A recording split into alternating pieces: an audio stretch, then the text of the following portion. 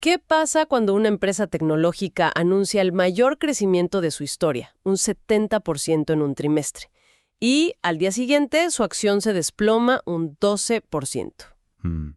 No es una pregunta teórica, ¿eh? Es la paradoja que rodea a Palantir Technologies ahora mismo, y hoy vamos a intentar entenderla. Es que es el choque de trenes perfecto en el mercado. Totalmente. Por un lado, tienes una locomotora de fundamentales que va, pues, a toda velocidad, rompiendo récords. Y por el otro, un muro de ladrillos que es su valoración, que muchos consideran desorbitada. Exacto. Hoy nos vamos a sumergir en una pila de informes financieros, de análisis técnicos, opiniones de Wall Street sobre Palantir. Ticker PLTR. Sí. La misión es entender por qué una compañía con resultados tan espectaculares provoca una guerra civil entre inversores y una volatilidad que marea. Nuestra labor va a ser separar las señales del ruido, ¿no? Justo. Vamos a construir el caso alcista, el que se basa en un crecimiento casi sin precedentes. Y luego, pues, escucharemos el caso bajista, que se centra en los enormes riesgos de pagar un precio tan alto. Perfecto. Empecemos por lo bueno, que es mucho. A principios de mes, el 2 de febrero, Palantir publicó sus resultados del último trimestre de 2025 y los números sinceramente, son de otro planeta. De otro planeta es una buena forma de describirlo, ¿sí?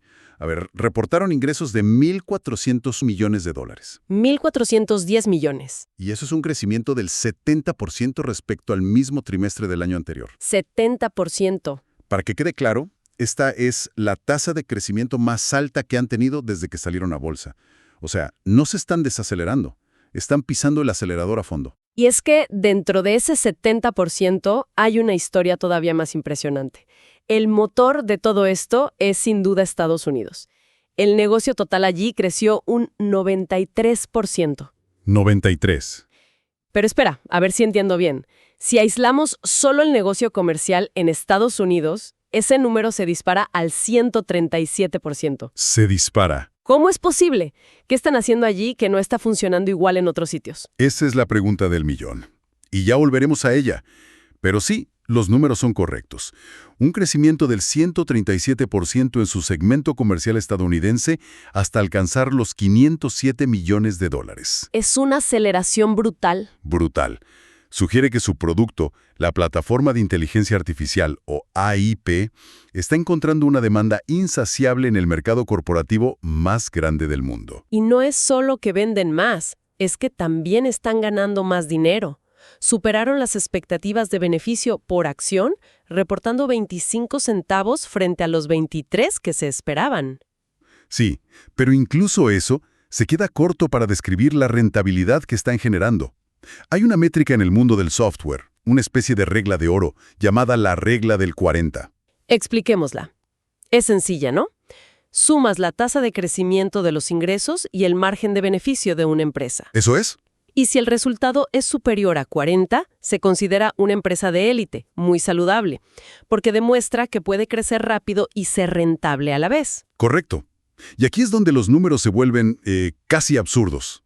La regla del 40 es como un examen de salud para una empresa de software. Sacar más de 40 es una nota excelente. ¿Ok? Pues bien, Palantir no sacó un 40.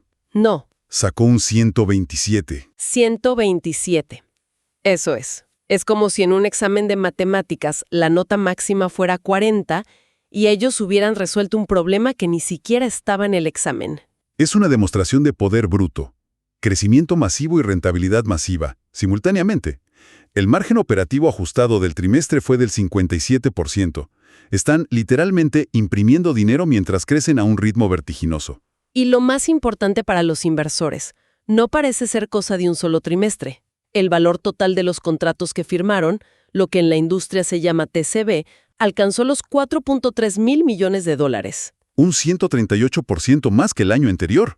Es una barbaridad. Eso es básicamente una cartera de pedidos que te asegura que la máquina va a seguir funcionando a toda velocidad. Y además hay un matiz clave que el CEO, Alex Karp, se aseguró de subrayar.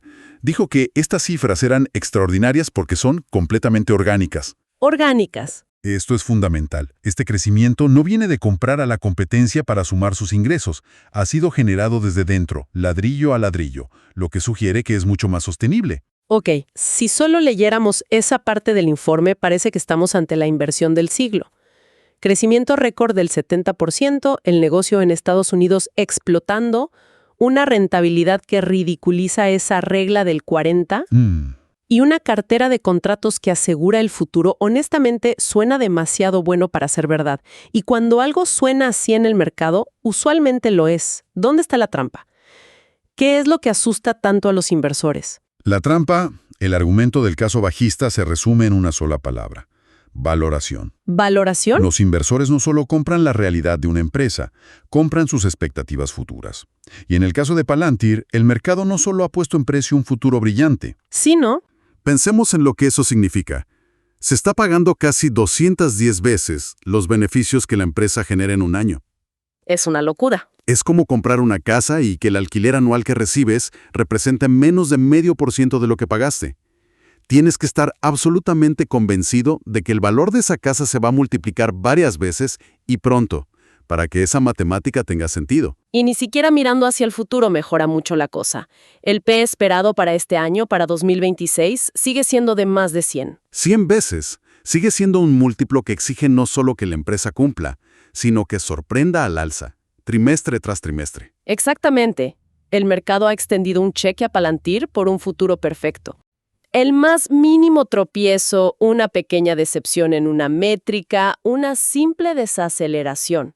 Y el mercado puede decidir que ese cheque no tiene fondos. La caída del 12% tras los resultados es un claro ejemplo. Los resultados fueron fantásticos, pero quizá no lo suficientemente perfectos para justificar ese precio. Y hay analistas de peso que llevan tiempo advirtiendo esto. Jefferies, por ejemplo, mantiene un precio objetivo de $70. 70. Cuando la acción cotiza hoy a 138. RBC Capital es aún más duro. La califica como venta y le pone un objetivo de $50. De hecho, la mayoría de modelos cuantitativos que intentan calcular un valor razonable o fair value la sitúan en un rango cercano a los $90. 90. Eso implicaría un riesgo de caída adicional del 35% desde donde está ahora. Exacto. Y a este riesgo de valoración se suma esa pregunta que dejamos en el aire antes, la debilidad internacional. Ah, sí. Es esa grieta en la fachada de perfección, mientras el negocio comercial en Estados Unidos vuela al 137%. El internacional apenas creció un 8%. Es una divergencia brutal.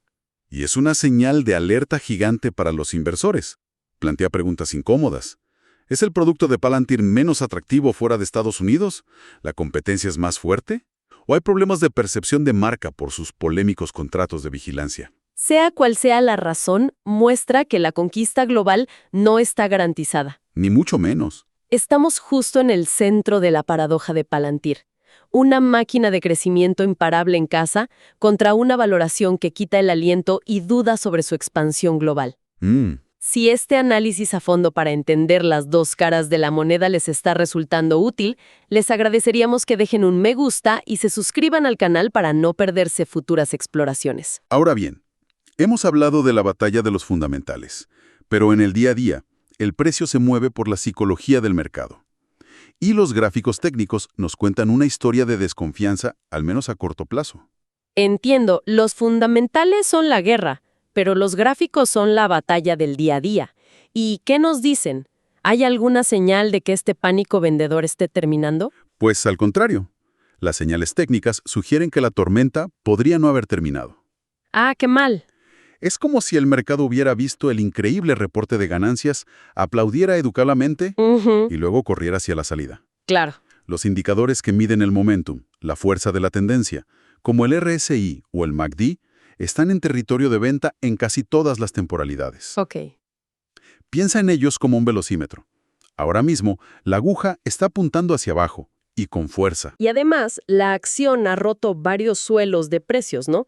Niveles donde antes parecía encontrar compradores y rebotaba. Correcto. Y eso es preocupante para los alcistas. Se han perdido soportes clave en la zona de 130 y 128 dólares. Pero lo más peligroso ahora mismo es el riesgo de lo que llamamos una trampa para toros.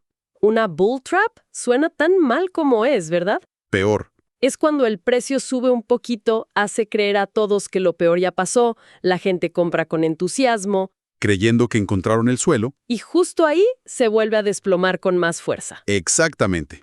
Atrapa a los optimistas con la guardia baja. Y en este momento, muchos analistas técnicos creen que cualquier rebote hacia la zona de 158, 162 dólares no sería una señal de compra, Sino, sino la oportunidad perfecta para vender antes de la siguiente posible caída. El escenario bajista solo se invalidaría si la acción recupera con mucha fuerza la zona de los 163 dólares. en medio de este campo de batalla, con los fundamentales en guerra y los técnicos en pánico, ¿qué dice el consenso de los analistas? Porque hemos mencionado a los más pesimistas, pero hay otras opiniones. El consenso es que no hay consenso. Buena respuesta. La dispersión de las opiniones es en sí misma el dato más revelador. Refleja la enorme incertidumbre que rodea la acción. Como decíamos, el precio objetivo más bajo es de 70 dólares de RBC. Sí. Pero en el otro extremo tienes a Citi, con un objetivo de 260 dólares. Un momento. De 70 a 260 dólares. Eso es una diferencia de casi el 300%. Eso no es un análisis, parece una lotería. ¿Y el promedio? Curiosamente, el promedio se sitúa en torno a los 190 dólares, lo que implicaría un potencial de subida del 39% desde el precio actual. Pero hay que leer la letra pequeña de ese promedio. Totalmente, porque está compuesto de extremos. Claro, no es un consenso real. Tienes a analistas como los de Truist Securities que la llaman la mejor empresa pura de inteligencia artificial y dicen literalmente que la demanda en Estados Unidos supera a la oferta. Ven el sueño de la IA hecho realidad. Y en el otro lado tienes a gente como Cantor Fitzgerald, que reconoce los resultados espectaculares, pero mantiene una calificación neutral, diciendo que simplemente la valoración es insostenible. Así que incluso dentro del consenso, volvemos al punto de partida, la tensión irreconciliable entre un crecimiento espectacular y un precio que ya lo descuenta todo. Exacto. Entonces, para recapitular, tenemos un crecimiento explosivo impulsado por su plataforma de inteligencia artificial, una rentabilidad récord y una cartera de contratos que promete un futuro brillante. Ese es un lado. Y por otro lado, una valoración que roza lo absurdo, una debilidad preocupante en su expansión internacional y señales técnicas que invitan a la cautela. ¿Cómo se resuelve este rompecabezas? Lo fascinante es que el mercado no está valorando una empresa. Está valorando dos futuros posibles y completamente opuestos. A ver. El futuro alcista es uno donde Palantir cumple su promesa y se convierte en el sistema operativo fundamental para las grandes empresas y los gobiernos del mundo occidental. Una pieza de infraestructura digital indispensable. Justo. En ese escenario, el precio actual podría, dentro de unos años, parecer hasta barato. ¿Y el otro futuro? El que asusta al mercado. El otro futuro es uno donde la competencia de los gigantes, Microsoft, Google, Amazon Web Services, se intensifica. Que no se van a quedar de brazos cruzados, claro. Para nada. Están invirtiendo miles de millones en sus propias plataformas de IA y tienen relaciones con casi todas las empresas del planeta.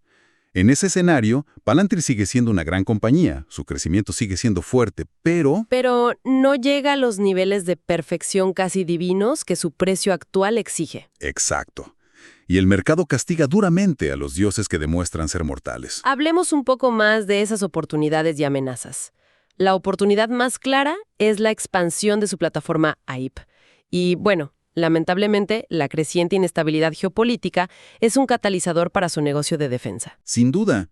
Pero también hay oportunidades en el sector civil, en lo que llaman la reindustrialización de Occidente. Dieron un ejemplo increíble con su software Shipos. Ah, sí, lo leí. Se usó en un astillero para planificar la producción de submarinos. Redujeron el tiempo necesario para esa tarea de 160 horas a solo 10 minutos. ¿De 160 horas a 10 minutos? Eso no es una mejora de productividad, esa es casi ciencia ficción. Es el tipo de salto cualitativo que justifica que una empresa pague millones por tu software. Exactamente. Pero del lado de las amenazas, además de la competencia, están los riesgos regulatorios sobre la privacidad de los datos y, sobre todo, la percepción pública. Cierto. No podemos olvidar que Palantir arrastra una imagen controvertida por sus orígenes y sus contratos de vigilancia. Eso podría ser un freno importante para su adopción en mercados como el europeo. Donde, casualmente, ya vemos que su crecimiento es anémico. Justo. En resumen, la historia de Palantir hoy es una de extremos. Crecimiento extremo rentabilidad extrema y, por encima de todo, una valoración extrema. Sí. El mercado parece estar castigando el más mínimo atisbo de riesgo futuro porque el precio actual ya descuenta de escenario sin nubes en el horizonte. La pregunta clave para quien analice esta empresa no es si es una buena compañía. Los números, especialmente los del último trimestre, gritan que lo es. La pregunta es si es una buena inversión a este precio. El equilibrio entre el riesgo que se asume y la recompensa potencial es ahora mismo muy, muy delicado. Y para reflexionar les dejamos una última idea. La tecnología de Palantir se integra tan profundamente en las operaciones de sus clientes que crea unos costes de cambio altísimos. Se vuelven dependientes. Totalmente. Un cliente mencionó que el 97% de sus empleados usa la plataforma a diario. Se ha convertido en su sistema operativo. A medida que más empresas se vuelvan nativas de IA, ¿podría Palantir pasar de ser un proveedor de software a ser una infraestructura crítica, tan indispensable como la red eléctrica? Y si la respuesta es sí, ¿cuál es el precio justo para eso? Buena pregunta. ¿Qué opinan? ¿Creen que el crecimiento justifica la valoración o el riesgo es demasiado alto? Nos encantaría leer sus pensamientos en los comentarios. ¿Sí? Y si quieren más análisis detallados como este, no olviden suscribirse y activar las notificaciones para no perderse nada. Y como siempre, es importante recordar que todo el contenido de este análisis tiene fines informativos y educativos únicamente. Así es. No constituye una recomendación de compra o venta de ningún activo financiero. Esto fue todo por hoy en Brújula Bursátil, tu guía en el mundo de las finanzas y las inversiones. Si te gustó este análisis, no olvides suscribirte, dejar tu like y compartirlo.